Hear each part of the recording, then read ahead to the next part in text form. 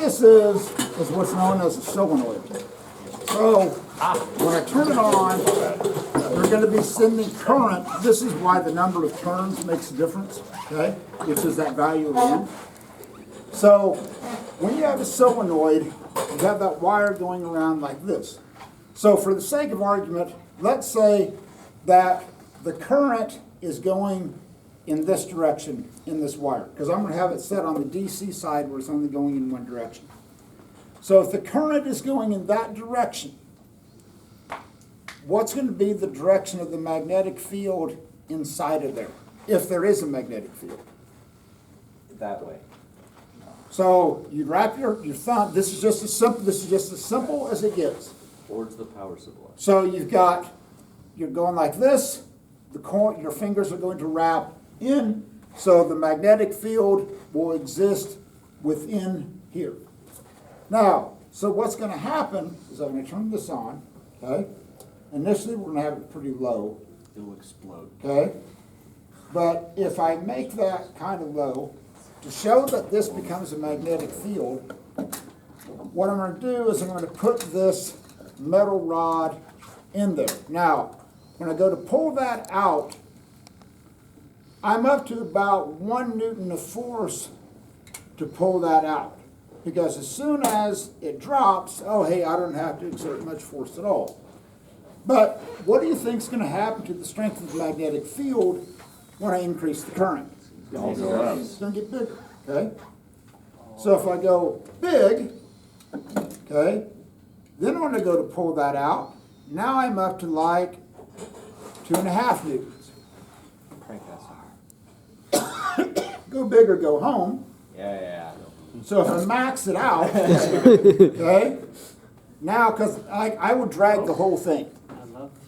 So now I'm up to about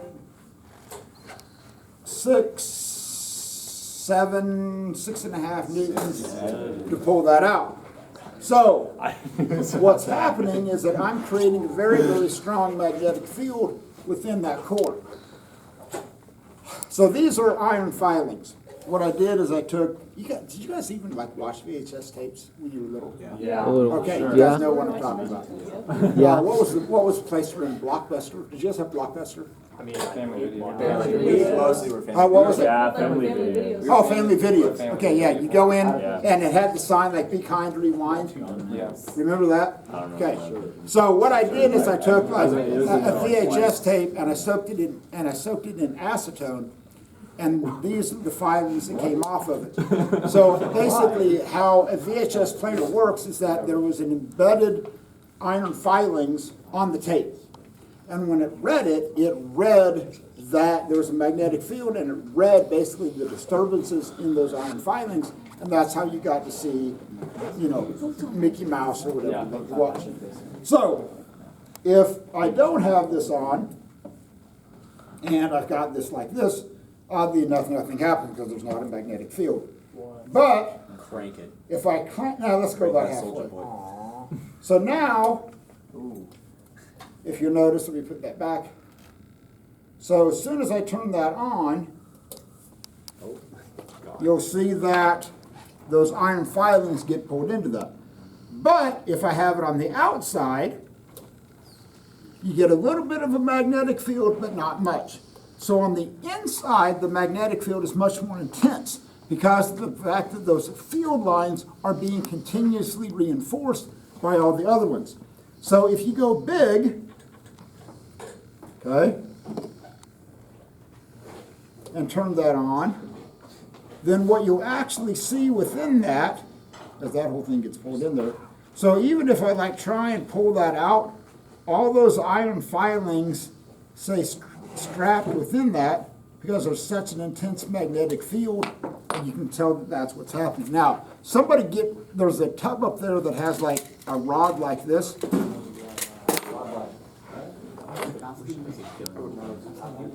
There's one.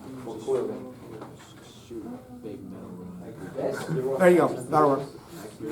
So what we're going to try and do is basically try and turn this thing into a projectile launcher. Railgun. Kinda. Hey, Gershon, scoot over this way. No, it's not gonna go that far. Okay? So, Gershon, you're the test subject. if I've got this here, and we'll do it on we'll use the scale so we get some idea. So if I just have this like this, and as soon as I turn it on, actually, Thatch, can you hold that? Just put your thumb there. It shouldn't hurt too much. You have health insurance? I do too. Well, you don't indicate state insurance. You're good. Okay? When I turn that on, whoo! Okay? So immediately, you feel that? No. Okay. Okay. Yeah, there you go. Okay. So when as soon as I turn that on, that becomes an intense magnetic field that tries to draw that in. So here's what we're going to try and do. I'm going to try and time this, or I'm going to turn it on. It's going to get drawn in, and then I'm going to let go of it, and then turn it off so that it basically launches it out. Because if I just turn it on and let go of it, it just does this. Okay. All right. So I'm going to turn it on, let go of it, and see if we can get it to go across the room. Ready? We can do better than that. Oh, Crank it up. it is. It's crank. We have max crank. Okay. That was that. So now, imagine that being magnified over and over and over again by a more and more and more intense magnetic field. So, and then imagine that you have these stacked, and you have it timed, where the first one accelerates, and then it goes into the second one, and then it goes into the third one. And each one magnifies that more and more and more. Okay, so, Alex, can you turn off the lights over there? He said, imagine this, and then said, turn off the lights. Okay, so this is the old style light bulb. So you turn this on, okay? Wow. All right. So this is the old style light bulb, old filament. So this is set on the DC side, so which means that current is only going in one direction. So what's allowing you to see that light, and this is why these were so horribly inefficient, is that basically you're cramming an electric current through that filament. It's very high resistance, it flips out, it gets warm, it says this is bad, and it gets so superheated that, and there's so much thermal energy that the electrons start to jump energy levels. But the electrons don't like that, they return back to their ground state, and then you get photons being emitted. So this is why when you turn that on, but then when you turn it off, it glows kind of brightish red for a little bit. So when those electrons are returning back to that ground state, you get still some light emitted. And this is warm, like if you trust me, if you put your hands around it, it's going to feel warm. Because that glass itself was absorbing some of that. So this is why these types of bulbs are so inefficient, because you're just wasting so much energy on heat, because you're just forcing this electric field through a very, very small filament. And if you remember your resistivity equations, so when you shrink that cross-sectional area, what happens to the resistance? It increases, right? So it's like, it doesn't want to go through there. So I've got a magnet. So the first thing I'm going to do, and you are not going to be impressed by what I'm going to do first, okay? So don't then go, oh, Burkamp, that's really not, I'm going to tell you it's not impressive, okay? So we're turning it on the DC side. So on the DC side, when I bring that magnet close, you can see a little bit of deflection on that filament, okay? So what's happening is that filament is producing its own magnetic field, and when I bring that magnet near it, that's interfering with the magnetic field from the wire, and you get a little bit of deflection. I said it's not that cool. But when I put it on the AC side, AC stands for alternating current. So one analogy that you can make between DC and AC is that imagine that you're pedaling a bicycle tire, okay?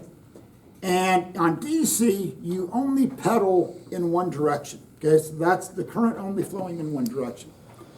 So on the AC side, you would pedal forward, and then you'd pedal back, forward, back, okay? Back and forth like this. You're alternating current. It's going back and forth. So that's what AC does.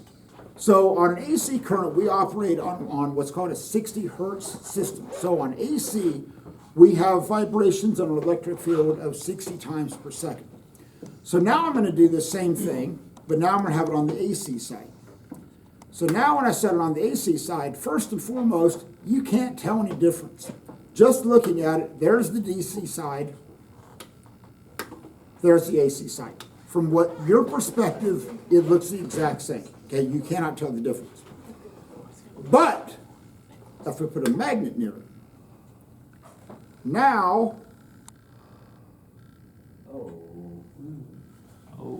That's what it looks like if you need glasses. That's what it looks like. I feel like, yeah.